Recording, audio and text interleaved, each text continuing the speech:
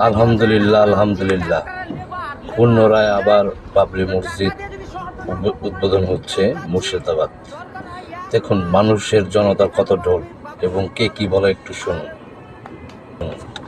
বন্ধুরা দেখতে পাচ্ছেন আমরা হচ্ছি ট্রাক্টরের লেবার বুঝলেন তো টাকা দিয়ে যদি সাহায্য না করতে পারি কাল যাচ্ছি দরকার হয় 1 মাস ফ্রিতে খাটবো বাবরি মসজিদ করার জন্য।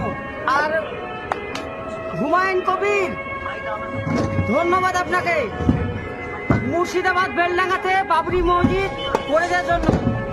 ভাই যাচ্ছি তো আমরা, হ্যাঁ কাল যাবো, সবাই যাবো ইনশাল্লাহ ইনশাল্লাহ।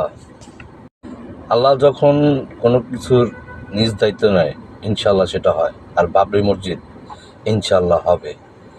এবং ভারতের মুর্শিদাবাদের এক এমপি উনি বলছেন বাবরি মসজিদ হবে, ইনশাল্লাহ হবে। আসসালামু আলাইকুম।